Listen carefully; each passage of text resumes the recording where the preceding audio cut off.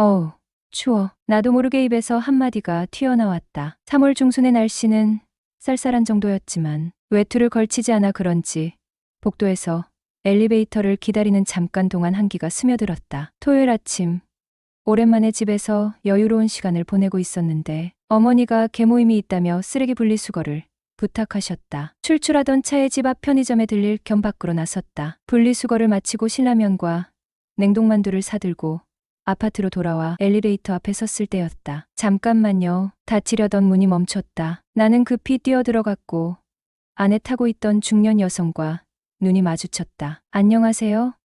아, 정태 총각이구나. 오늘 쉬는 날이에요? 네. 둘째 주 토요일은 쉬는 날이라서요. 어디 다녀와요? 쓰레기 분리수거하고 편의점 갔다 오는 길이에요. 그녀는 6개월 전 옆집으로 이사온 정숙 아줌마였다. 우리 어머니와는 언니 동생하며 친구처럼 지내는 사이였다. 40대 초반으로 어머니보다 10살은 어렸지만 부침성 있고 살가운 성격 덕에 어머니와도 금세 친해졌다. 그녀는 검정색 레깅스에 두툼한 패딩을 걸치고 있었다. 봄이 코앞인데 목까지 지퍼를 올린 한겨울 점퍼는 조금 과해 보였다. 내가 위아래로 그녀를 흘끗 본 것을 눈치챘는지 그녀가 나를 이상한 눈빛으로 바라보았다. 허헛, 아줌마는 운동 다녀오시나 봐요? 어머, 어떻게 알았어요? 하의가 레깅스라서요. 혹시나 해서 물어본 거죠. 호, 그랬구나. 정태 총각. 센스 좋네. 이런저런 이야기를 나누는 사이 엘리베이터는 어느새 10층에 도달했다. 언니는 안 계세요? 네. 계모임 있다고 아침 일찍 나가셨어요. 아, 맞다. 어제 들었는데 깜빡했네. 나도 나이가 드나 봐. 그녀가 방긋 웃는 모습에 나도 모르게 귀엽다는 생각이 들었다. 띠동갑, 이상 나이 차이가 나 보이는데도 말이다. 쉬는 날 밖에 나가서 여자친구도 만나고 그래야지. 라면 끓여 먹으려고요? 하아, 그러게요. 제가 지금 솔로라 마땅히 갈 데가 없어서요. 이래서 남자한텐 여자가 필요하다니까. 그녀가 습관처럼 어깨까지 내려오는 머리카락을 귀 뒤로 넘겼다. 그 순간 흰 목선이 눈에 들어왔고 가슴이 묘하게 두근거렸다. 그럼 먼저 들어가 볼게요. 인사를 하고 돌아서려는 찰나 갑자기 내 팔을 붙잡았다. 정태 총각. 잠깐만. 네. 나도 하루 종일 집에 혼자 있어야 하는데 우리 집에서 저녁이나 같이 먹을래요? 갑작스러운 제안에 놀라며 고개를 끄덕였다. 저야 완전 좋죠. 그녀의 집으로 들어서자마자 그녀는 보란듯이 패딩 점퍼를 벗었다. 검정 레깅스에 흰 민소매 운동복 차림이었다. 나도 모르게 눈이 휘둥그레졌다. 어머, 40대 아줌마가 저런 차림으로 운동을 한다고? 그녀의 몸은 나이살이 약간 붙어 보였지만 허리 라인이 또렷했고 전체적으로 균형 잡힌 모습이었다. 괜히 민망해져 연신 손으로 부채질을 해댔다. 저기 앉아요. 저녁 준비하려면 시간 좀 걸릴 수도 있으니까 우선 커피라도 한잔 하죠. 네, 고맙습니다. 그녀가 커피를 내오는 동안 나는 거실 한쪽에 앉아 조용히 주변을 둘러봤다. 그런데 그녀가 내 옆에 앉는 순간 긴장감이 온몸에 스며들었다. 평소 옆집 아줌마라고 생각했던 그녀가 운동복을 입으니 완전히 다른 사람처럼 느껴졌다. 나는 괜히 딴청을 피우며 시선을 회피했지만 그녀의 눈길이 계속 내게 머무는 것 같았다. 용기를 내 슬쩍 그녀를 바라봤다. 그녀도 마침 나를 보고 있었다. 눈이 마주친 순간 그녀가 미소를 지었다. 와, 아줌마 몸매가 끝내주네요.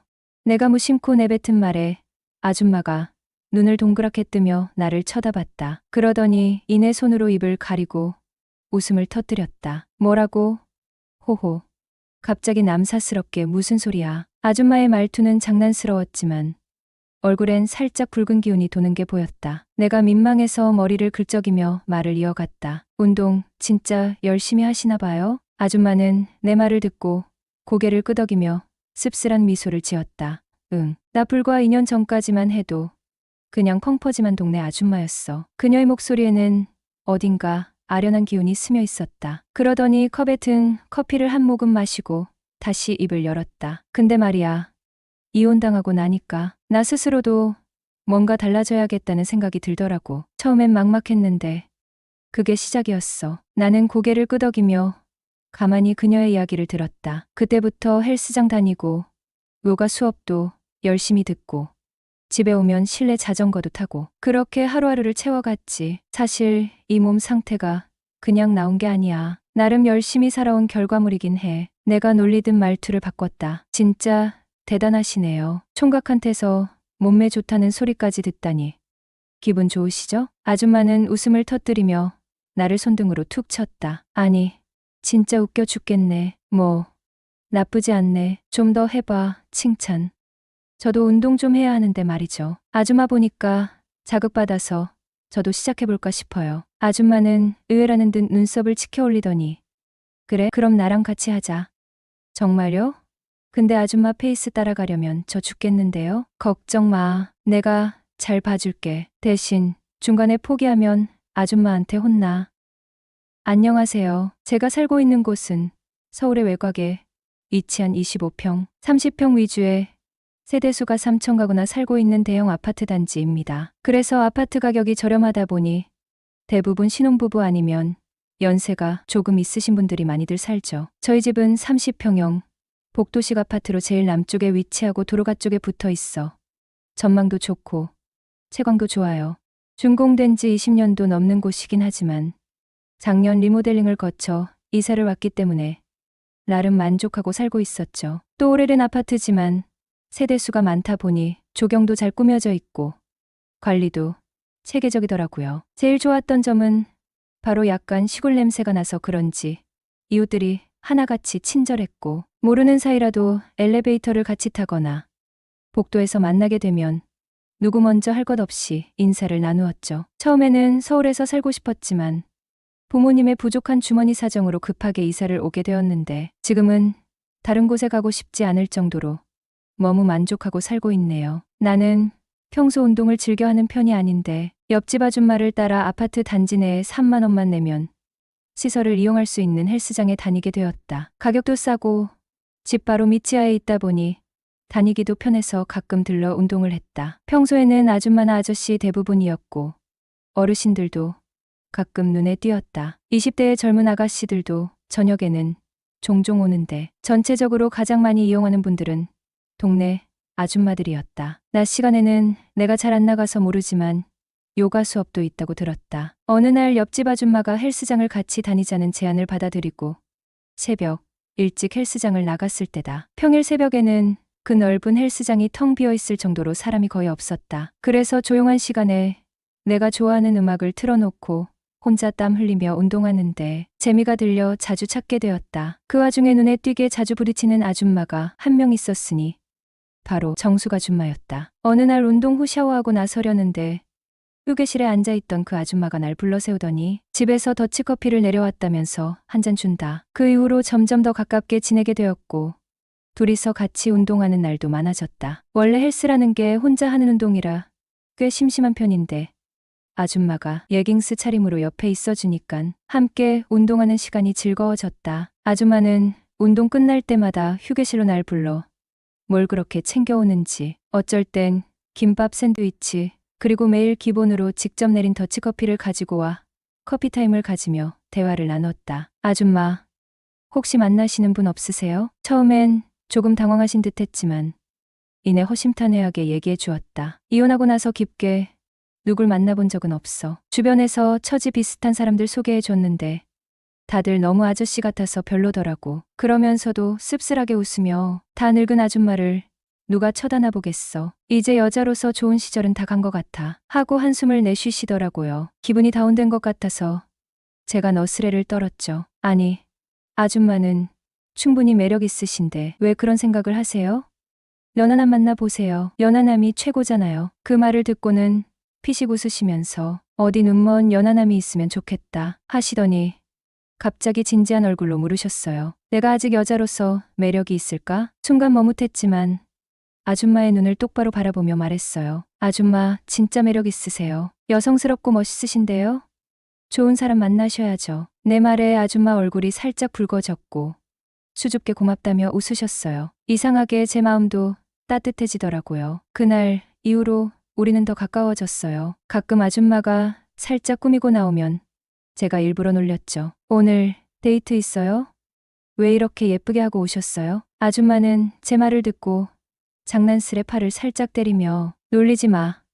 진짜로 라고 정색하는 척했지만 싫지 않은 눈치였죠. 그렇게 아침마다 운동도 같이 하고 아파트 헬스장이다 보니 특별히 코치가 있는 건 아니어서 저녁에 유튜브로 운동하는 법을 배워 다음날 아줌마에게 자세 교정도 해주었다. 한 번은 아줌마가 매트에 누워서 스트레칭을 하는데 날 부르더니 좀 봐달라고 한다. 나는 어느덧 그녀의 개인 코치가 된 듯 자연스럽게 시간까지 정해두고 늘 함께 운동을 하게 되었다. 나도 어느 순간 즐기고 있었다. 내가 매일 아줌마 볼 때마다 이쁘다, 이쁘다 칭찬을 해주니깐 내 앞에서는 젊어지는 것 같다며 자신감도 생겨나고 운동이 즐거워져서 매일 아침마다 밥도 챙겨왔었다고 한다. 난 솔직히 몸매 중이라 아줌마가 내 눈엔 자꾸 여자로 보였다. 그러던 어느 날 그녀가 먼저 저녁에 시간 되면 술 한잔 하자고 한다. 그녀와 근처 술집으로 향하던 길 어둑어둑한 거리의 가로등 불빛 아래 갑자기 아줌마가 제 팔에 살짝 손을 얹으셨어요. 처음엔 깜짝 놀랐지만 그 손길이 어찌나 자연스러웠는지 나도 모르게 미소가 번졌죠. 오늘 너무 적극적이신 거 아니에요? 제가 장난스레 말하자 아줌마는 웃으며 이 정도는 괜찮잖아 하고 능청스럽게 대꾸하셨어요. 그렇게 걸음을 맞추다 보니 조용하고 아늑해 보이는 술집이 눈에 들어왔습니다. 칸막이가 있어 프라이빗한 분위기를 즐길 수 있는 곳이었죠. 안으로 들어가 자리를 잡고 앉으니 아줌마가 말했어요. 남자랑 단둘이 술 마시는 건 정말 오랜만이야. 그 말에 저는 장난기가 발동해서 오늘 취하시면 제가 어떻게 할지 몰라요? 라고 농담을 던졌고 아줌마는 이제 내 앞에서 못하는 농담이 없네 하면서 웃어주셨어요. 술잔이 오가고 대화가 깊어지면서 서로의 속마음을 조금씩 꺼내기 시작했어요. 제대로 된 연애 한 번 못하고 시간만 흘려보낸 것 같은 아쉬움을 털어놓았고 아줌마는 남편과 이혼한 후 혼자 남아 아이를 키우며 여자로서의 삶을 잃어버린 듯한 상실감을 이야기하셨어요. 가끔 아준이 엄마가 아니라 그냥 나로 살고 싶을 때가 있어. 근데 그게 참 어렵네. 그 말을 듣는데 괜히 가슴이 먹먹해졌어요. 술잔을 기울이며 이런저런 얘기를 나누다 보니 어느새 2시간이 훌쩍 지났고 저도 약간 취기가 오른 상태였죠. 그러다 문득 아줌마를 다시 바라봤어요. 고운 이목구비, 말할 때마다 살짝 올라가는 입꼬리, 웃을 때 드러나는 주름까지 다 예뻐 보였어요. 갑자기 아줌마 옆자리로 자리를 옮겼어요. 옆에서 마시고 싶어서요. 괜찮죠?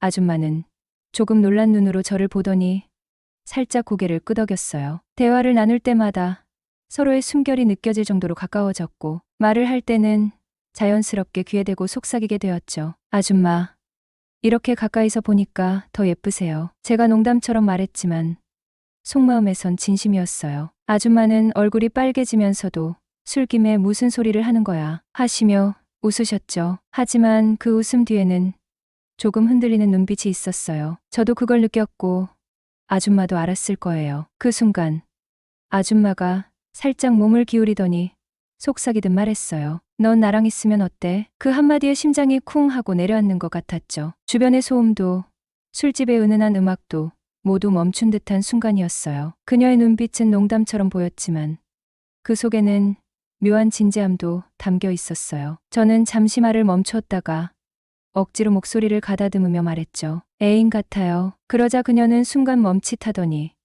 갑자기 터지는 웃음을 참지 못하고 뒤로 젖혀져 웃음을 터뜨렸어요. 뭐? 애인 같다고? 호호호. 그녀는 박장대소를 하며 테이블을 손으로 쿵쿵 치기 시작했어요. 야, 너 진짜 웃긴다. 애인 같대. 이 나이에 이런 말 들을 줄은 몰랐네. 저는 얼굴이 화끈거리면서도 어쩔 줄 몰라 했죠. 아니, 진짜 그렇다니까요. 분위기가 그렇잖아요. 뭐랄까. 이렇게 술 한잔하고 얘기하다 보니까 딱 그런 느낌이 들어요.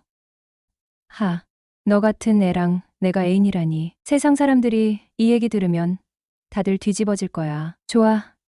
애인 같다고 했으니까. 그럼 우리 애인 사이 건배. 그날 그녀의 웃음소리는 제 머릿속에 오래도록 남았어요. 농담처럼 시작된 대화였지만 왠지 모르게 그 순간의 설렘이 계속 마음속을 간지렸죠. 그날 이후 우리의 관계는 단순한 썸을 넘어선 날로 설명하기 어려운 감정의 무언가로 이어지기 시작했습니다. 그날 이후 옆집 아줌마와 나는 아무도 모르게 비밀 연애를 시작했어요. 28살 총각이고 그녀는 42살의 이혼 여죠. 나보다 14살이 많지만 밝고 다정한 성격에 외모도 내 이상형이라 자연스럽게 마음이 끌렸어요. 벌써 관계가 깊어진 지 10개월쯤 되었네요. 그녀는 5살 연상의 남편과 연애 후 결혼했지만 15년의 결혼 생활 동안 사랑은 식어가고 결국 이혼을 택했다고 했어요. 결혼 생활 내내 왜 결혼했을까? 후회만 남았다며 힘들었던 속내를 털어놓기도 했죠. 그런 그녀와 나는 새벽마다 함께 운동을 하고 운동 후 커피를 마시며 이런저런 이야기를 나누기 시작했어요. 처음엔 단순한 이웃 간의 대화였지만 서로의 이야기를 들어주다 보니 어느새 호감이 싹트기 시작했습니다. 그리고 한 번의 데이트가 계기가 되어 우리 사이는 급격히 발전했어요. 문제는 제가 그녀를 점점 더 깊이 사랑하게 되면서 생겼어요. 사랑이 깊어질수록 그녀에게 자꾸 집착하게 되는 제 자신을 발견하게 됐죠. 그녀가 나보다 14살이나 많다는 사실도, 이혼 경력도, 주변의 시선도 이제는 상관없었어요. 다만 그녀와의 관계가 더 확실해지길 바랄 뿐이었어요. 얼마 전 그녀가 조심스럽게 재혼 이야기를 꺼냈어요. 처음엔 놀랐어요. 아직 그녀에게 내가 진심으로 중요한 사람이 맞는지, 재혼이라는 선택이 그녀에게 부담스럽진 않을지 생각이 많아졌거든요. 하지만 동시에 떳떳하게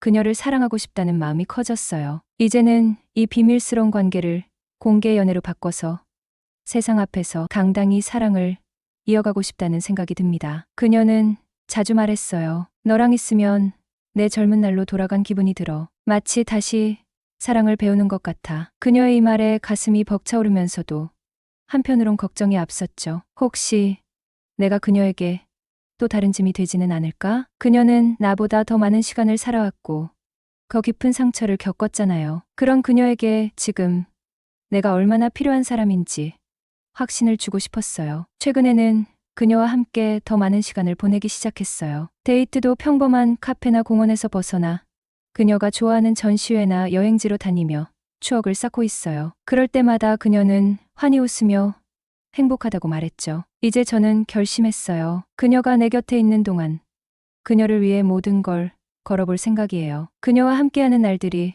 얼마나 소중한지 깨닫고 있으니까요. 그녀도 결국 제 마음을 받아주겠죠? 앞으로도 그녀를 위해, 그리고 우리를 위해 최선을 다할 겁니다. 우리 관계가 더 단단해지고 세상에 떳떳이 설 수 있는 날을 꿈꾸며 말이에요.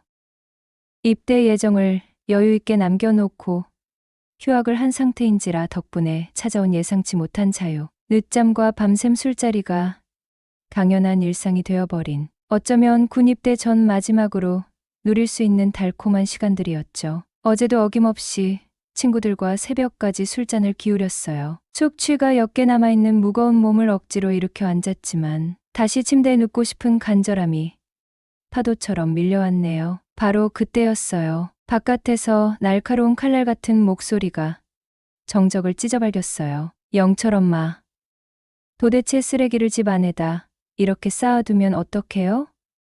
온 동네 날파리가 다 꼬이겠네. 한 발짝만 나가면 대문 옆인데 그걸 못해서 지금 당장 내다 버려요. 당장. 짜증과 혐오가 뒤섞인 목소리의 주인공은 예상대로 주인집 옥순 엄마였어요. 쨍쨍거리는 쇳소리 같은 목소리가 단잠을 순식간에 날려버렸죠. 미안해요 아주머니. 지금 바로 치울게요. 언제나처럼 어머니는 주인 여자 앞에서 잔뜩 주눅든 목소리로 사과를 하더군요. 하지만 주인 아줌마의 독설은 멈추지 않았어요. 마치 기다렸다는 듯 더욱 거세게 몰아치더군요. 내는 무슨 내. 정신 똑바로 차리고 살아요. 남한테 피해 주지 말고. 네네. 어머니의 나지막한 대답이 귓가에 맴돌았어요. 순간 억눌렸던 분노가 끓어오르며 잠이 확 달아났죠.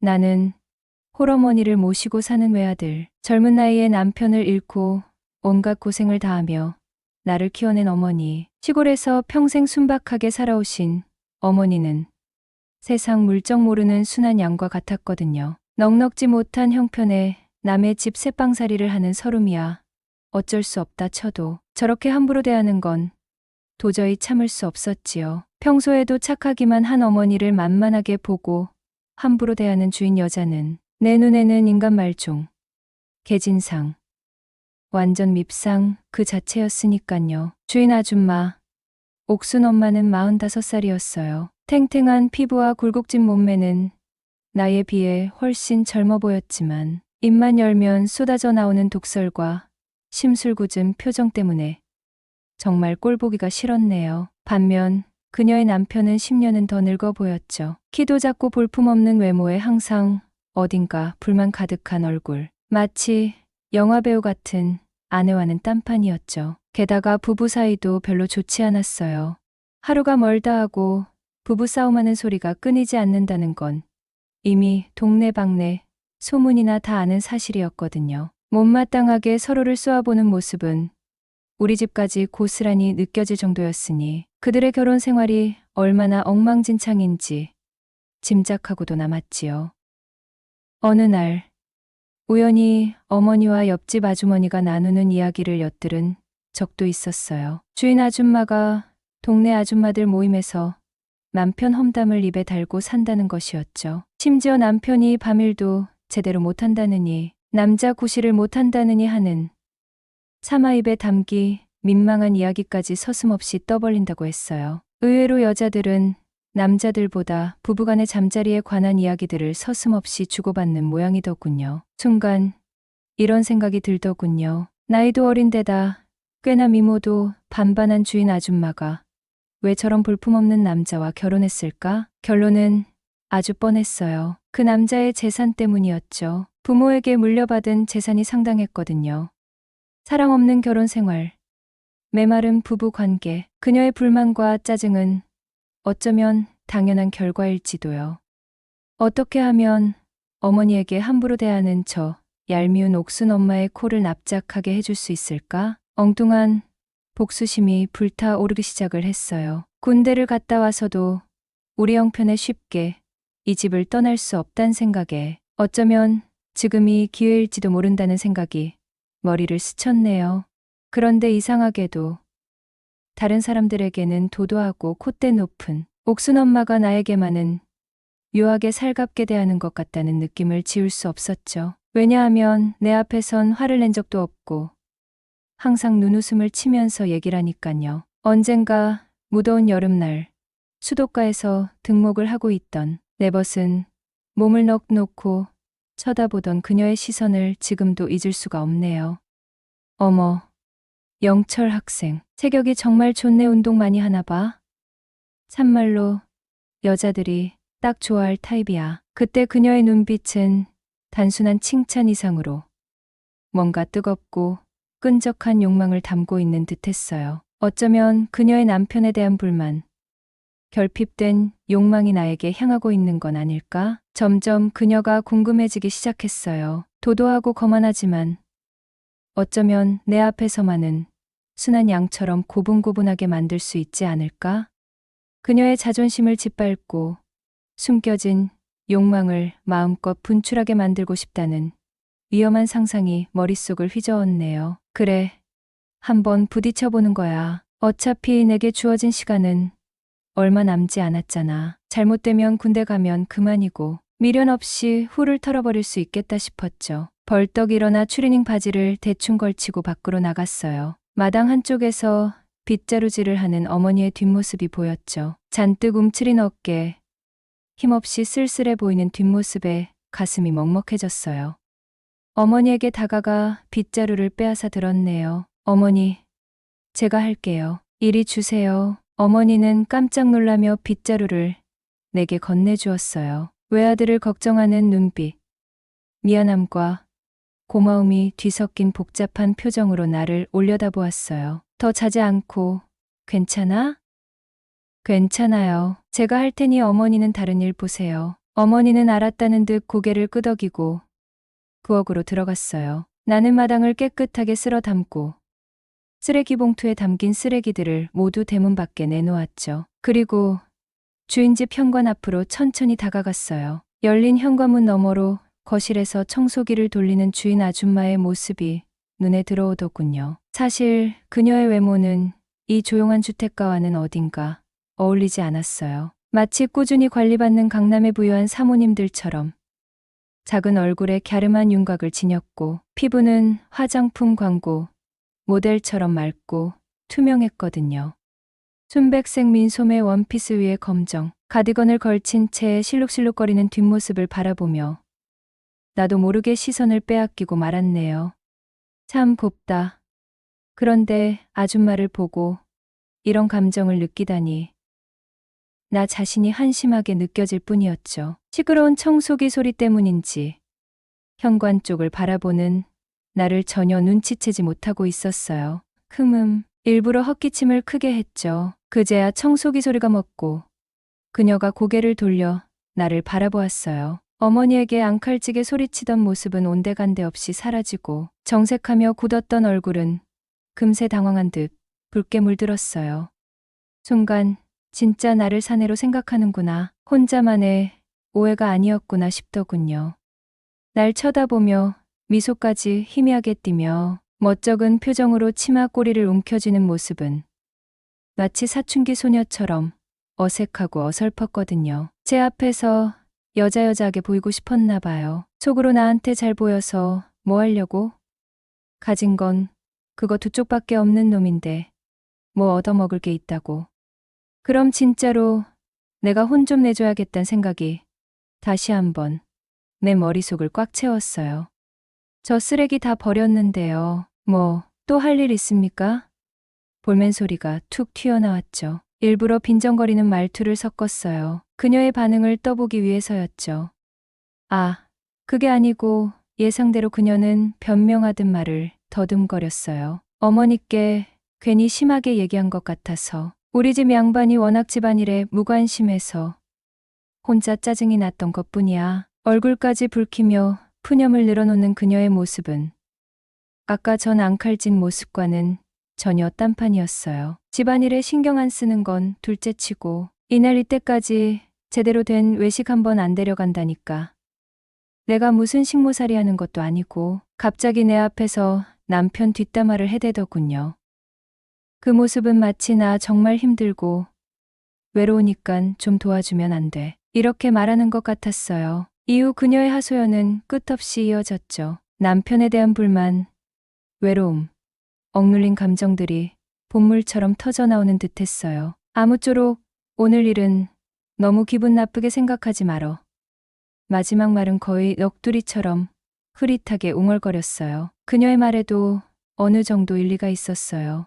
그녀의 남편은 배관 부품 도소매업을 했는데 예전부터 밤늦게 들어오는 날이 잦았거든요. 아무래도 마누라 잔소리가 듣기 싫어 일부러 밖에서 늦게까지 맴돌다 들어오는 것 같았네요. 아무튼 소원해진 부부 관계, 무관심한 남편, 혼자 짊어진 집안일, 그녀의 불만이 폭발한 건 어쩌면 당연한 수순이었을지도 몰랐을 거예요. 여차하면 어머니를 대신해서 주인 아줌마에게 한바탕 쏘아붙이려 했던 계획은 뜻밖의 사근사근한 그녀의 태도에 맥없이 무너져 내렸네요. 나도 모르게 화가 풀리고 오히려 그녀에게 연민을 느끼기 시작했죠. 역시 아름다운 여성 앞에서 무너지는 남자의 본능은 어쩔 수가 없나 봅니다. 아줌마도 참 힘드시겠어요. 나지막이 위로의 말을 건넸네요. 그래도 없는 것보단 있는 게 낫다고. 저희 엄마보단 상황이 좋으시니 앞으로는 잘못한 게 있어도 좋게 좀 말씀해 주세요. 그래 오늘은 내가 좀 심했지. 영철아, 아줌마도 앞으로 조심할게. 순순히 잘못을 인정하는 그녀의 태도는 더욱 의외였죠. 근데 요즘 같아서는 너희 엄마가 더 부럽다. 차라리 신랑이 없었으면 연애라도 맘대로 할 수 있잖아? 안 그래? 하하, 아줌마도 그런 생각을 다 하세요? 능글맞게 웃으며 농담을 받아쳤네요. 저 여자는 대체 무슨 뜻으로 저런 얘길 내 앞에서 서슴없이 하는 걸까? 그래, 어디까지 얘기하나 끝까지 한번 가보자 싶더군요. 하지 그럼. 나도 감정이 있고 남자한테 사랑받고 싶은 여자인데. 그녀의 눈빛이 순간 촉촉하게 젖어들었어요. 남편 때문에 서름이 북받쳤는지 아니면 남자가 그리워서 그런 건지 알 순 없었지만 분명한 건 그녀 앞엔 내가 있단 사실이었죠. 영철아, 밖에서 그러지 말고 잠깐 들어와서 차라도 한잔하고 가. 갑작스러운 그녀의 제안에 심장이 쿵 하고 내려앉았어요. 드디어 기회가 온 건가? 그럴까요? 애써 침착한 척 대답하며 현관 안으로 발을 들였어요. 너 영장 나왔다며 입대 날짜가 언제야? 그녀는 냉장고에서 시원한 콜라를 꺼내 컵에 따르며 물었어요. 3달 정도 남았어요. 그래? 너도 홀어머니 혼자 두고 군대 가려면 맘이 편치는 않겠다. 그렇죠. 저 없는 동안 아주머니가 잘 좀 챙겨주세요. 능글맞은 미소를 지으며 그녀의 눈을 똑바로 쳐다보았어요. 순간 묘한 긴장감이 우리 사이를 감돌았죠. 아주머니도 혹시 제 도움이 필요하면 말하세요. 제가 뭐든 도와드릴게요. 일부러 능글거리는 말투를 유지하며 속으로는 그녀의 반응을 예민하게 살폈어요. 그녀는 순간 묘한 미소를 짓더니 얼굴을 살짝 붉히며 멋쩍은 표정을 짓더군요. 영철이, 너 근데 만나는 사람은 있어? 갑자기 그녀가 엉뚱한 질문을 던지더군요. 아니요, 없어요. 그 정도 인물에 그 정도 체격이면 여자들이 많이 따를 것 같은데 왜 여자친구가 없어? 그녀의 눈빛이 더욱 노골적으로 변해갔어요. 마치 탐색하듯 갈망하듯 나를 훑어보는 시선은 숨길 수 없는 욕망을 드러내고 있었어요. 그러게요. 저도 그 점이 미스터리라니깐요. 능글맞게 웃으며 그녀의 시선을 피하지 않았네요. 오히려 더욱 적극적으로 그녀의 눈을 쏘아보며 기회를 엿봤죠. 아줌마는 눈이 참 예뻐요. 순간 그녀의 반응을 살피며 다음 단계를 준비했어요. 영철 학생은 그런 말을 흘겨보는 눈빛이었지만 입가에는 희미한 미소가 번져 있었죠. 내 칭찬이 싫지 않다는 노골적인 표현이었어요. 순간 확신이 들었네요. 지금이야말로 쐐기를 박을 때다. 그럼 외로운 사람끼리 나중에 시간 나면 저랑 소주나 한잔 하실래요? 떨리는 목소리를 숨기며 최대한 담담하게 말했죠. 그리고 그녀의 눈치를 살폈어요. 결과에 대한 불안함과 기대감이 뒤섞여 심장이 쿵쾅거렸습니다.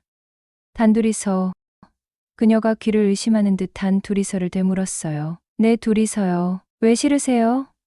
도발적인 눈빛으로 그녀를 쏘아보았죠. 더 이상 물러설 곳은 없었거든요. 아니, 싫은 게 아니라 그녀는 얼굴을 살짝 붉혔을 뿐 싫다는 말은 하지 않았어요. 오히려 기대감과 설렘이 뒤섞인 묘한 표정을 짓고 있었죠. 의외로 너무나 쉽게 허락을 받아낼 것 같았어요. 가려운 곳만 살살 긁어주면 그녀와 쉽게 가까워질 수 있겠다는 확신이 들었죠. 그녀는 남편에 대한 불만, 결핍된 욕망, 그리고 나에게만 보이는 살가운 태도, 모든 것이 완벽하게 맞아떨어지고 있었어요.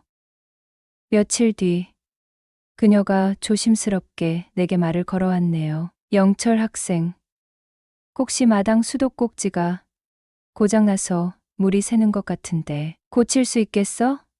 며칠 전부터 물이 샌다고 했던 바로 그 수도꼭지였다. 드디어 올 것이 왔구나. 속으로 쾌재를 불렀죠.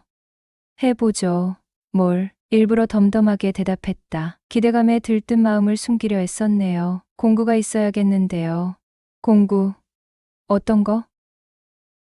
네. 혹시 몽키 있어요? 몽키 스패너. 수도꼭지를 고치려면 꼭 필요한 공구였다. 하지만 몽키 스패너는 핑계일 뿐이었다. 그녀의 집에 더 깊숙이 침투하기 위한 빌미가 필요했다. 몽키? 내가 찾아서 가져올게. 그녀는 잠시 망설이는 듯하더니 이내 집 안으로 들어가더군요. 얼마 후 낡은 몽키 스패너를 들고 나왔어요. 수도꼭지를 풀고 낡은 패킹을 새 것으로 교체하고 다시 수도꼭지를 조였네요. 다행히도 수도꼭지에서는 더 이상 물이 새어나오지 않더군요. 수리를 마치고 돌아서는 나를 향해 그녀가 방긋 웃으며 말하더군요. 고마워, 영철 학생. 어쩌지? 너무 고마워서. 역시 집안에는 남자가 있어야 돼. 그녀의 칭찬에 어깨가 으쓱해졌죠. 제 힘이 필요하면 언제든지 말하세요. 뭐든 도와드릴게요. 미안해서 어쩌나. 시원한 맥주 한 잔 줄까? 드디어 기다리고 기다리던 순간이 왔어요. 네, 주시면 고맙지요. 기회를 놓치지 않고 능글맞게 대답했다. 그녀는 왠지 망설이는 듯 주춤거리다가 맥주 캔 2개와 간단한 안주를 챙겨왔더군요. 그냥 간단하게 가져왔어. 괜히 멋쩍은 듯 덧붙이는 그녀의 모습은 순수하면서도 어딘가 불안해 보였어요. 네, 감사합니다. 맥주 캔을 받아 들고 일부러 밝게 웃었죠. 시원하게 한 잔해요. 아줌마, 우리 같이 짜네요. 맥주 캔을 부딪히며 그녀의 눈을 깊숙이 응시했네요. 그녀의 눈동자가 미세하게 떨리는 것을 느꼈어요. 그나저나 아줌마는 제 또래 여자들보다 훨씬 매력이 넘쳐요. 노골적인 칭찬을 던졌어요. 그녀의 반응을 떠보기 위해서였다. 매력은 무슨 얼굴을 붉히면서도 싫지 않은 듯 미소를 짓는 그녀의 모습은 확실히 매력적이었다. 그나저나 너 나이 많은 여자 좋아하니? 드디어 그녀의 입에서도 솔직한 질문이 튀어나왔다. 아니요. 딱히 그런 건 아닌데 아줌마는 좀 특별하다고 해야 하나. 능글맞게 웃으며 칭찬과 농담을 섞어 그녀의 마음을 더욱 흔들었어요. 아줌마는 처녀 시절에 인기가 굉장히 많았을 것 같아요. 그러면 뭐 해. 이제 아빠는 나를 쳐다보지도 않는걸. 금세 얼굴이 그늘지며 남편에 대한 불만을 쏟아내더군요. 기회는 이때다. 놓치지 않고 그녀의 상처를 후벼 팠어요. 그건 아저씨 눈이 삐어서 그런 거 아니에요? 제 눈에는 여전히 아름다우신데. 정말이야? 그녀의 눈이 다시 반짝였어요. 순수한 소녀처럼 기뻐하는 모습에 나도 모르게 미소를 지었네요. 그럼요. 아직도 30대 초반으로 보이는걸요. 능글맞은 농담을 섞어 그녀를 더욱 기분 좋게 만들었어요. 그런 말 다른 사람들에게도 많이 듣지만 그럼 뭐해? 식모같이 집안에서만 맴도는 걸. 씁쓸하게 웃으며 자신의 처지를 한탄했다. 그때부터였다. 아줌마를 아껴주고 사랑해주고 싶어졌던 것이 말이다. 이후 옥순 엄마와 술자리를 자주 가지며 둘만의 시간을 많이 가졌다. 어느 날 그녀가 내게 진지하게 물었어요. 너 정말 아줌마가 마음에 드니?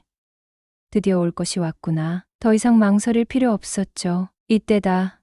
속으로 외치며 고개를 끄덕였어요. 진심을 담아 그녀의 눈을 똑바로 쳐다보며 말했죠. 저 이제 한 달 뒤에 군대 가요. 보고 싶어도 못 본다고요. 잃을 것도 후회할 것도 없다는 절박한 심정이었어요. 그녀도 다급해진 눈치였어요. 그럼 내일 나랑 드라이브 갈래?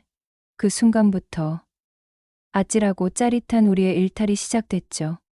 20살 혈기와 40대 농염함이 섞인 예측 불허 로맨스였어요. 밤늦게 옥상에서 몰래 만나 달빛 아래 속삭였고 주말이면 훌쩍 시외로 떠나 차 안에서 영화 같은 시간을 보냈어요. 입대 전날 밤까지 그녀와의 시간은 꿀처럼 달콤했고 멈출 줄 몰랐죠. 군대라는 족쇄가 오히려 우리 사이를 더 짜릿하게 만들었던 것 같았어요. 2년 후 늠름한 예비역 병장이 되어 제대를 코앞에 둔 어느 날 핸드폰에 익숙한 이름이 뜬 거예요. 옥순 엄마. 심장이 쿵쾅거렸죠. 나 양평에 카페 차렸어. 제대하면 꼭 놀러와. 짧지만 강렬한 메시지였어요. 알고 보니 그녀는 남편의 바람 때문에 이혼하고 위자료랑 재산 분할 받은 돈으로 양평에 예쁜 카페를 열었다는 거예요. 끊어질 줄 알았던 인연이 그렇게 다시 이어진 거죠. 지금은 어떻게 됐냐고요? 그녀의 카페 매니저로 일하며 함께 살고 있어요. 주변 사람들은 어린 남자 꼬시는 나쁜 아줌마라고 손가락질할지도 모르겠지만 현실은 정반대예요. 경제적으로나 정신적으로나 제가 훨씬 꿀 빨고 있다니까요. 솔직히 누나 없었으면 지금쯤 알바나 전전하며 방구석 페인 신세를 못 벗어났을 거예요. 얼마 전에는 어머니가 뇌경색으로 쓰러지셔서 대학병원 중환자실에 2달 가까이 입원하셨는데 5천만 원이 넘는 병원비랑 간병비를 누나가 쿨하게 해결해줬지 뭐예요? 진짜 찐 감동이었어요. 인생은 역시 실전이고 착하게 살면 복 받는다는 걸 몸소 체험하는 중입니다. 앞으로도 누나 등골 브레이커 아니 든든한 오른팔로 평생 충성하며 살 겁니다. 누나, 사랑해요. 인생은 흘러가는 대로 두면 안 된다. 만들어가는 것이다. 저에게는 누구보다 친한 고향 친구가 있었습니다. 저는 그 친구가 결혼식을 할 때 가장 먼저 축하를 해줬고, 그 친구가 이혼을 했을 때 누구보다 더 슬퍼했을 만큼 제 인생에 있어서 그 친구를 빼고는 생각할 수 없을 정도로 저의 학창시절, 대학시절, 그리고 아가씨 시절에 가장 많은 시간을 함께한 소중한 친구였습니다. 저와 저의 신랑은 그 친구의 소개로 만나게 되었어요. 제가 20살 후반쯤에 당시 제 친구의 신랑의 친구였는데 제 친구가 저와 신랑이 너무 잘 어울릴 것 같다고 해서 며칠간의 설득 끝에 소개팅을 한번 하게 되었고 그 일을 계기로 연인 사이로 발전하게 되었습니다. 친구가 소개를 시켜주기도 했었고 그 친구의 신랑이 제 신랑의 친구이다 보니 저희 4명은 자주 어울려 놀았고 그렇게 몇 년간 지내다가 저와 신랑도 결혼을 하게 되었고 우연히 그 친구와 같은 아파트 다른 동의 집으로 들어가게 되었습니다. 사실 신혼집을 출퇴근 거리나 금액적인 부분을 맞춰서 갔는데 마침 그 친구네 아파트 한 곳과 시댁 근처에 한 곳이 있어서 신혼 때 시댁이 가까우면 안 좋다는 말을 많이 들어서 그 친구와 같은 아파트로 신혼집을 준비하게 되었고 저희는 집이 해결되고 나니 다른 부분에서는 충돌 없이 결혼을 하게 되었습니다. 저희 신랑은 출장이 잦았고 친구의 신랑은 야간 근무를 많이 하다 보니 밤이면 늘 그 친구와 저녁을 먹거나 가볍게 술을 한잔하면서 시간을 자주 보냈는데 그렇게 2년 정도 지난 어느 날 친구가 술을 먹으면서 저에게 고민 상담을 하더라고요. 나 요즘 땡땡씨 때문에 너무 힘들다. 응? 땡땡씨가 왜? 무슨 일 있어? 요즘 손찌검을 하네. 그게 무슨 소리야? 손찌검이라니? 평소엔 괜찮은데 술만 먹고 오면 자꾸 손이 올라가. 술 때문에? 예전에 싸웠던 문제를 다시 꺼내서 화내고 엊그제도 나한테 술 먹고 와서는 소리 지르고 휴대폰 던지고 다친 애는 없어? 멀쩡해 보이는 사람이 그러니까 너무 황당하네. 다행히 피하긴 했는데 자꾸 이러니까 무섭네. 그렇게 친구의 신랑의 폭행 소식을 한번 듣고 나니 만날 때마다 친구의 몸에 든 멍이나 긁힘 자국 같은 것들이 자주 눈에 보이게 되었습니다. 친구가 걱정이 된 저는 신랑에게도 이 소식을 알렸고 친구에게 무슨 일이 있는지 혹은 왜 이런지 평소에도 종종 폭력적인 모습들이 있었는지를 물어봤고 저희 신랑도 제 친구를 걱정해 주기도 하고 저에게 친구가 힘들 테니 나중에 집에서 밥이라도 한번 챙겨주자는 이야기를 했습니다. 그렇게 제 친구는 6개월 정도 지난 어느 날 이혼을 했어요. 이혼을 하게 된 이유는 당연히 폭행. 그날도 친구는 집에서 늦게 오는 신랑의 저녁 준비를 하고 있었는데 신랑이 연락이 되지 않았다고 합니다. 결국 새벽에 집에 들어온 신랑은 제 친구에게 바람이 난 게 아니냐며 말도 안 되는 트집을 잡았고 그날 친구를 때렸는데 친구가 머리를 잘못 맞아서 쓰러지고 집에 119도 오고 결국 약한 뇌진탕 진단까지 받았다고 하더군요. 그래서 폭행죄를 합의해주는 조건으로 현재 살고 있는 집만 받고 이혼을 하게 되었다고 했어요. 그렇게 친구는 이혼 후 몇 달을 전 남편이 집에 찾아오지 않을까 불안해하기도 해서 신랑이 출장을 가는 날이면 저희 집에서 자고 가기도 했습니다. 그렇게 또 6개월 정도가 지나니 제 친구도 안정을 찾기 시작한 것 같았고 저에게 남자친구도 생겼다는 기쁜 소식까지 전해졌어요. 전 친구의 새로 생긴 남자친구가 궁금했습니다. 너무 좋은 일이니 축하해주고 싶었거든요.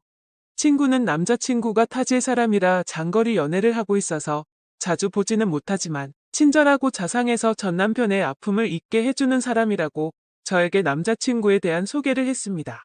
저는 친구가 안정을 찾은 데는 그 남자친구분의 역할도 컸다는 생각이 들어서 참 고맙더라고요. 그리고 오랜만에 저희 신랑과 친구가 함께 저녁을 먹는 자리에서 제가 친구에게 남자친구가 생겼다고 말하니 저희 신랑도 잘 되었다고 좋아했는데 그 말을 들은 친구는 들떠서 남자친구 자랑을 거의 1시간. 에이, 그럴 리가. 나 이제 숙소 들어왔는데. 그렇구나. 오늘도 고생 많았어. 응. 나 이제 씻고 다시 연락할게. 그렇게 신랑은 피곤한지 잠이 든 것인지 연락이 없었고 그날은 친구가 남자친구를 만나러 간다는 말도 따로 없었어서 간단한 맥주랑 안주를 사서 친구네 집으로 갔습니다. 분명 집에 불은 켜져 있었는데 벨을 누르니 인기척이 없었어요. 그래서 잠시 어디 나간 건가 하는 마음에 전화를 걸었습니다. 지금 어디야? 나 맥주 사서 왔는데. 나? 남자친구 온다고 해서 지금 밖이야. 오늘 집에 안 들어갈 것 같아. 맥주는 다음에 먹자. 그래. 데이트 재미나게 해. 그렇게 발걸음을 돌려서 집으로 가는데 제가 등을 돌려서 가는 순간 불이 딱 꺼지더라고요. 바뀌다더니 이건 뭐지? 싶었는데 남자친구가 이미 집에 와 있나 보다 하고 말았습니다. 그렇게 며칠 후 출장을 다녀온 신랑의 짐을 정리하고 있었습니다. 그런데 신랑의 짐에서 긴 머리카락들이 나오는 겁니다. 이 사람이 바람을 피우는 건가? 하는 생각을 했는데 그동안의 남편을 생각하면 그럴 사람은 아닌데 설마? 하는 순간 갑자기 지난번 통화가 떠오르더군요. 전화 수화기 너머로 들렸던 우리 아파트의 방송소리. 그 소리가 생각이 났고 저는 그 길로 나가서 경비실로 갔습니다. 저랑 제 친구가 옆동이라 경비 아저씨와 잘 알고 지냈거든요. 안녕하세요. 혹시 저 신랑이 요즘 여기 자주 드나들던가요? 아, 안 그래도 말씀드리려 했는데 요즘 왜 신랑분 혼자 다니세요? 아, 제가 요즘 시간이 없다 보니 신랑이 먼저 친구 집에 가서요. 그러시구나. 안 그래도 며칠 전에 술 드신다고 장 봐서 들어가시던데 맛있게 드셨어요? 네? 아, 네네네. 잘 먹었죠. 추운 날 감기 조심하세요. 혹시나 했는데 그날 신랑이 제 친구 집에 있었던 거였습니다. 정말 괘씸해서 말이 안 나오더라고요. 제가 친구 집을 찾아갔던 그 다음 날에는 제가 친구네 집에서 맥주를 먹었고 맥주를 먹으며 전날 남자친구와 데이트한 이야기를 저에게 미주알 고주알 이야기했는데 세상에 알고 보니 그게 저의 신랑이라고 생각하니 피가 거꾸로 솟는 기분이었습니다. 이때부터 저는 정말 이를 갈았던 것 같습니다. 생각해보세요. 내 남편과 바람을 피우는 여자가 친하게 지내왔던 친구였다뇨? 서로의 가정사정 다 알고 하루 이틀 본 사이도 아닌 그들이 어떻게 저를 기만하고 그럴 수가 있냔 말입니까? 이것들을 가만두지 않기 위해서는 증거가 필요했고 전 그날부터 증거를 모으기에 노력했습니다. 어느 날 밤 신랑이 휴대폰을 찾아보니 거래처라는 이름으로 장소와 시간만 적혀있는 문자가 많이 왔고 최근 문자를 보니 곧 어느 카페에서 보자는 연락이었고 저는 직감적으로 그게 제 친구일 거라는 생각이 들더군요. 메모를 해뒀다가 저는 그 카페로 가기로 했습니다. 먼저 카페에 가서 잠복처럼 앉아있으니 신랑이 왔고 이웃구 친구가 들어오더군요. 둘은 옆에서 앉아서 치덕치덕거리고 뭐가 그렇게 재밌는지 까르륵거리고 있었습니다.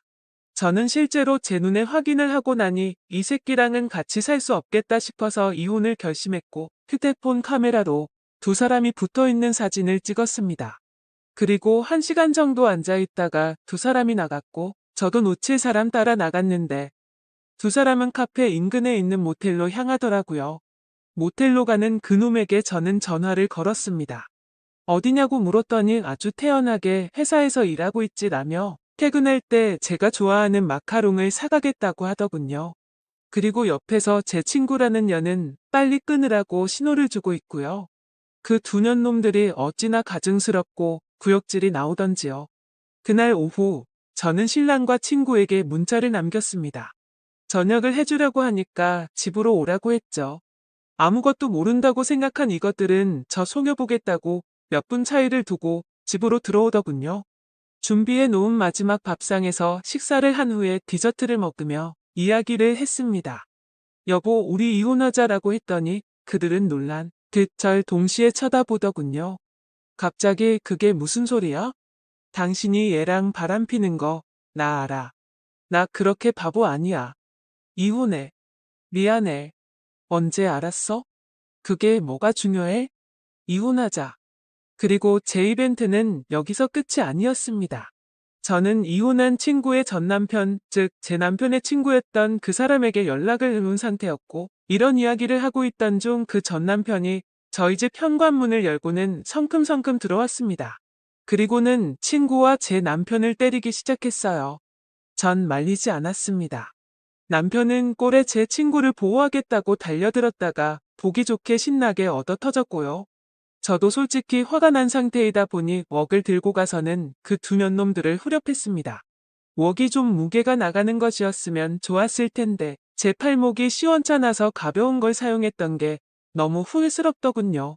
그 난리를 떨고 나서 지쳐서 자리에 앉았고 이야기를 시작했습니다. 나 내 전 남편한테 이야기 다 들었다. 너네 이혼한 이유가 그때부터 내가 내 남편한테 추파 던지고 어떻게 해보고 싶어 하는 걸 남편이 눈치채서 내가 처맞은 거라며? 그런데 어쩜 나한테는 내가 피해자인 척 그러니? 내가 너 같은 걸 친구라고 뒀다니? 그리고 당신 이혼해 줄게. 쟤랑 살아. 난 이 남자랑 살아보려고?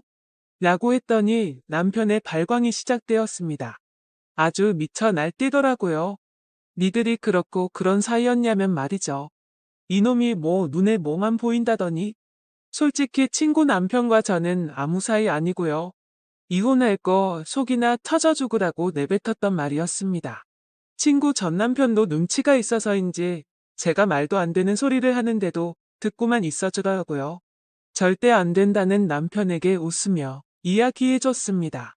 좋게 이혼하자. 그리고 오늘 있었던 일을 걸고 넘어지면서 뭐 폭행이네 만회하면 나도 가만히 있진 않을 거야. 소송 이혼 준비 들어갈 거고 네가 다니는 회사, 시댁 식구들, 우리 집, 그리고 이 동네 사람들, 아니 세상에서 널 알고 있는 모든 사람들한테 다 니들이 해온 짓 까발릴 거거든. 너도 마찬가지고. 둘이 그 멍청한 머리 잘 돌려봐. 뭐가 나올지. 그리고 내 집에서 좀 나가줄래? 하고는 그 두 년놈들을 쫓아버렸습니다. 그렇게 저는 혼인기간이 짧음에도 나름 위자료도 좀 챙겼고 협의 이혼으로 마무리하게 되었습니다. 그런데 참 제가 소문을 안 내도 이미 저희 아파트 단지 내에서는 그런 둘의 낌새를 눈치챘었나 보더군요. 제가 이혼했다는 소식이 알려지자 경비실 아저씨부터 미용실 아주머니까지 제게 위로의 말을 건네며 제 친구였던 그 여자를 욕하시더군요. 이래서 사람이 죄짓고 살아선 안 된다는 생각이 들었습니다. 그렇게 죽고 못 살 것 같던 그 둘은 같이 물고 발며 살 줄 알았는데 그 길로 찢어졌다고 하더군요. 제 남편한테 처맞아가면서까지 쟁취한 사랑인데 왜 놔버렸는지 참 알 수가 없습니다. 뭐 이젠 상관없는 사람들이니 제 인생 살아가려고 합니다. 후련하게 복수할 수 있어서 그런지 더 제 마음속에 남아있는 게 없네요. 긴 글 읽어주셔서 감사합니다. 다음 사연입니다. 안녕하세요. 결혼 8년 차, 7살 아들, 4살 딸, 육아휴지 눈치 안 보고 쓰는 회사 다녀서 처녀 쪽부터 다니는 회사 애들 키워놓고 잘 다니고 있습니다. 결혼하기 전엔 과묵한 분인 줄 알았는데 또 친내 입방정 떨다가 혼사 깨질까봐 온 집안이 합세해서 시어머니 입단속을 시킨 거였습니다. 결혼 전에 시어매가 별개 소리를 남편한테 짓거려도 남편이 나한테 전하지 않고 무시해버려서 이 정도로 경우가 없는 줄 몰랐습니다. 나중에서야 시어매 남녀차별에 취직도 몇 회 전 외국으로 해서 연 끊고 살고 싶어하는 시누이가 남동생 결혼 전에 시어매가 얼마나 머리 민소리를 짓거려 했는지 알았지만 이 글에서 내가 열받은 시점은 신혼여행부터니 패스 신혼여행 올디브로 갔습니다. 현지 도착해서 호텔 도착해 양가 부모님 전화를 드리려는데 공항에서 탄 택시가 우리를 엉뚱한 호텔에 내려줘서 체크인이 좀 걸렸습니다. 애교 있는 목소리로 어머니께 먼저 전화드려서 잘 도착했다 하니 대뜸 누구한테 먼저 전화했니? 친정에서부터 했니? 아니면 이제 결혼했으니 가르칠 게 많을 거라. 예상은 했다만 이런 거부터 가르쳐야 하다니 눈앞이 깜깜하다. 여자가 결혼을 했으면 무조건 시댁이 먼저인 거야. 이딴 소리로 20분 넘게 통화. 그때는 뭘 몰라서 어머니 왜 저러시는 건지 몰라 우선 죄송하다 하고 끊었습니다. 바보 멍청이 같이 신랑한테 속상하다 했는데 그때 처음으로 그 갈아 마셔도 시원찮은 옛날 뿐이잖아. 네가 차 마시전 그 이후에도 명절에 친정 못 가게 하려고 남편 식혜에 술 타길래 내가 운전하면 되지 하고 신랑 데리고 나갔다가 몇 날 며칠 전화로 시달리고 연차 내고 아버님 생신 아침 생일상으로 다 차려드리고 화기애애 한데 저녁 때쯤 우리 집 부모님이 전화 안 한다고 뭐라 하길래 우리 아버지 환갑이셨는데 그때 전화는 하셨냐 했다가 또 시달리고 그때마다 신랑이 다 늦게 커트하긴 하지만 꼭 그 거지 발사기 같은 옛날 뿐이라 진짜 입을 찢어놓고 싶었습니다. 그러다 진짜 연 끊을 일이 터지고 야 말았습니다. 첫째 같고 아직 성별 모를 때였는데 나보다 몇 주 먼저 친정 새언니가 임신을 했습니다.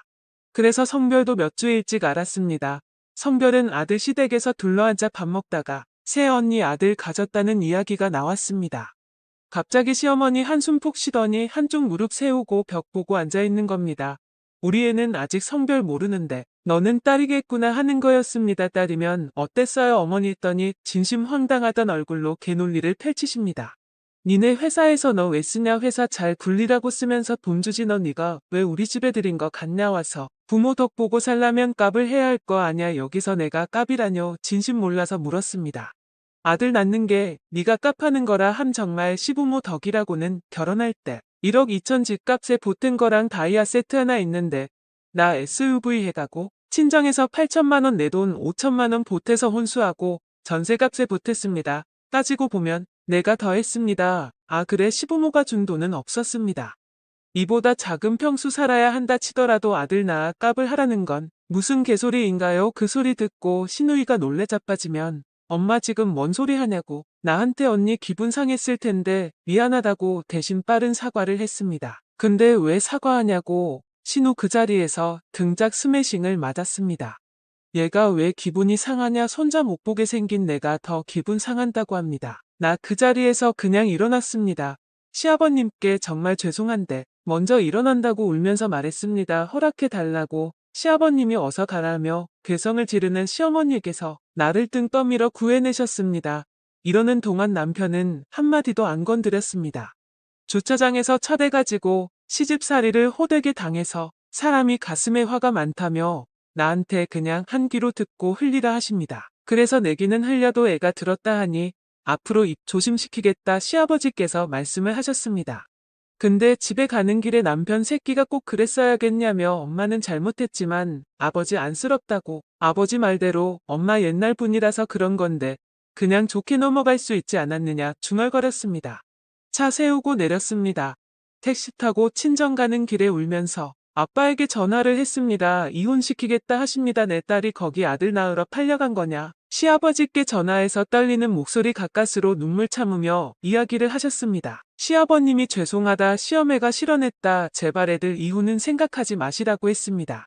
그대로 2달간 친정에 있었습니다. 처음 한 달은 신랑이 찾아와도 문도 안 열어주다가 신랑이 짐 싸서 친정으로 왔습니다.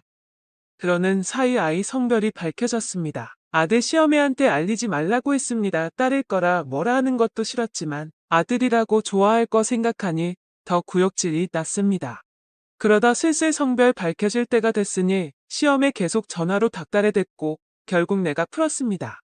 전화 너머로 다 들리는 왜 말 안 해 딸이지 딸이니까 말 안 하는 거지 그거 듣다 빡쳐서 전화 뺏어서 아들입니다 하고 끊었습니다.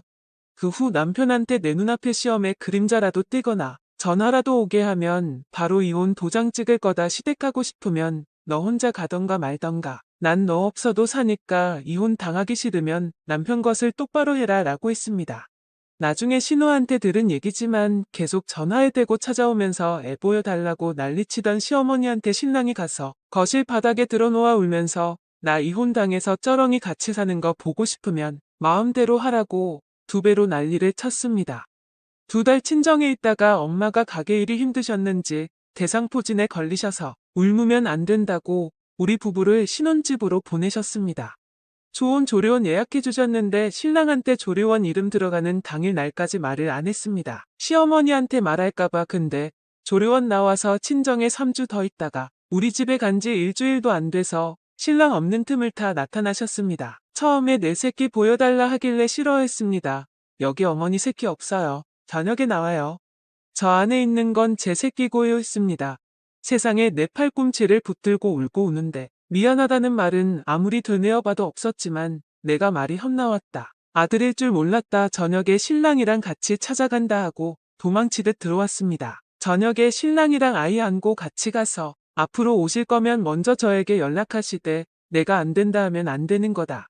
명절 오긴 오는데 친정 못 가게 하면 신랑 버리고 애만 데리고라도 간다 또 막말하실 것 같으면 차라리 제 앞에서는 다무셔라 막말의 기준은 내 기준이다 겁나시면 그냥 저한테 말하고 싶으시면 날씨 얘기만 하셔라 부글부글하는 표정 보면서 희열을 느꼈습니다. 한동안은 잘 지켜졌고요. 1년에 시부모님 생신 명절 큰애 생일 딱 이렇게 5번 만났습니다. 그 후로 애 보여달라 난리였지만 신랑이 컷했고 좀 크고 나서는 신랑이랑 애만 보내는 일이 잦아졌습니다. 그러다 둘째가 지고 딸인 줄 알았을 때 큰애한테 여동생 태어나면 만난 거 뺏기고 엄마가 동생만 예뻐할 거라고 나왔을 때 또 개소리를 했습니다. 어쩐지 애가 몇 날 며칠을 동생 싫다고 울고 짖었습니다. 알고 보니 시어머니지. 그래서 뱃속 딸한테 미안하지만 전화해서 시어머니한테 사자오를 날렸습니다. 그리고 신랑 앞에서 오열하며 탈진을 했습니다. 나 응급실 다녀오고 나서 또 시어머니가 소리 지른 거 사과하라며 전화와서 신랑 없는 척 받았다가 스피커폰으로 다 들려주니 그 길로 남편이 가서 정말 다 뒤집어 뻗습니다. 시아버지한테 따귀 맞고도 안 멈췄다 했습니다. 시내 특파원이 다 전해졌어요. 시어머니 핸드폰 부셔버리고 내 새끼들 태어나기 전부터 차별하고 우애 깨놓는 사람한테 할머니 자격줄 줄 아냐고 나타나지 마라. 나타나면 그때 내가 엄마 앞에서 혀 깨물고 죽어버릴 거다 했다고 합니다. 시아버지가 이 말에 그게 엄마한테 할 소리냐 따귀 때렸는데 엄마가 먼저 시작한 거라고 말했습니다. 시어매가 자기 손주 귀여워 농을 좀 쳤기로 써니 노인네는 이렇게 잡냐 울며 울려 하길래 지금 울기라도 하면 엄마 정말 양심도 없는 거라고 어디 한번 울어봐 라고 신이가 2차 폭발을 했습니다. 그동안의 차별설음 다 쏟아내고 한동안 시어머니 키 죽어서 살았습니다. 그렇게 안 보여주고 신랑도 안 가고 아주 마음 편히 둘째 딸을 낳았습니다. 그리고 키우고 복직했습니다. 가끔 전화는 왔지만 내가 살얼음 끼게 받으며 또 아들이 나래질까 할 말만 하고 끊었습니다. 그러다 어느 날 자주 전화 안 하시는 시아버님의 전화가 왔습니다. 시어머니 갑상선암이라고 마음 같아서는 네 아버님 그거 예후 좋은 암이잖아요. 관리 잘하시라고 하세요. 하고 끊고 싶었으나 생각보다 낙심한 것 같다며 시어머니도 예전 같지 않다고 왕래 자주 하길 하고 살길 원하신다고 했습니다. 사실 시아버님은 방관은 하셨지만 뒤에서 참 많이 챙겨주셨습니다. 일부러가 아니라 저절로 고마움이 생기게 하시는 분이셨습니다. 그런 분이 저렇게 말씀하시니 내가 마지막 기회를 주기로 했습니다. 그게 겨우 작년 봄 수술 잘 됐고 예후 좋고 얼마 전에 한 정기검사도 깨끗. 얼마 전 작은 애 생일이라 온 가족 회식 갔다가 시댁에 차 마시러 갔습니다. 오디를 사와서 먹는데 손에 물이 잘 드니 애들 옷 버릴까봐 나란 신랑이 애들 입에 넣어줬습니다. 처음 먹어보는 오디에 애들이 신기해하고 그러다 딸아이가 오디를 만져보고 싶다고 했습니다. 궁금하다고 생일이라 좋아하는 예쁜 옷 입어서 물들면 속상할 텐데 했더니 어쩌지 하면서 애가 고민을 했습니다. 그때 시어매가 옷 벗고 만지라고 했습니다. 날이 더워서 원피스 안에 팬티랑 속바지 밖에 안 입었고 여벌이 없었습니다. 그러자 우리 딸이 뭐이 몸은 소진하니까 했습니다. 여자라 조심해야 한다 그런 걸 가르친 게 아닙니다. 그냥 아들, 딸 둘 다한테 아무데서나 훌렁훌렁 벗고 그러면 안 된다. 소중한 곳은 언제나 깨끗해야 한다 가르치면서 한 말이었습니다. 그러자 시어머니가 가시나 속살에 금칠했나 비싸게 군에 너무 그래도 남자들이 좋아하네. 이게 4살한테 할 소리입니까? 이 소리 할 때 남편은 잠시 차 빼러갔습니다. 지 아들 없이 나만 있으니 긴장이 풀어졌나 봅니다. 나 그 자리에서 과일상 발로 차버렸습니다. 그 후로 했던 말은 다시 한번 말해보세요. 10수번. 내가 말 실수할 거면 그냥 다물라 했죠. 몇 번. 시아버진 포기하고 애들 데리고 방으로 들어가 버렸습니다. 거실에 나와 시어머니 대치 중에 남편이 들어오자 갑자기 눈물바람으로 며느리가 팬다고 울고 지쳤습니다. 한 웃음이 나더라. 그 순간에 당신이 맨날 그랬지. 어머니 옛날 분이셔서 그러니 나보고 이해하라고 하니 너네 엄만 그냥 못 배운 거야. 경우가 없는 거야. 무식한 거야. 우리 부모님이 너네 엄마보다 3살이 더 많지만 이런 소리 하는 거 봤냐. 7살이 많으신 시아버지가 이러는 거 봤어. 대충 이렇게 말했습니다. 지 엄마 욕을 면전에 두고 하니까 표정이 일그러지길래 방금 내 딸한테 시어머니가 뭐라 했는지 다이렉트로 귀에 꽂았습니다. 남편분으로 바들바들 떨길래 안방 가서 애들 챙겨 할아버지께 인사시키고 친정으로 가버렸습니다. 신랑 그날 이후로 시댁에 거주 중입니다. 이혼할 거라 했다고 합니다. 쇼한다고 합니다. 마누라가 직장 탄탄해서 소송해도 애들 친권 못 가져오고 한 푼 건질 것도 없다며 다 엄마 때문이라고 한다고 딱 일주일 그렇게 난리치고 엄마 너한테 사과하게 만든 다음 다신 안 보고 살게 해주겠다며 자기 버리지 말라고 출근하면서 주말엔 집 밖에 몰래 나와서 매일 전화로 빌고 또 비는 중입니다.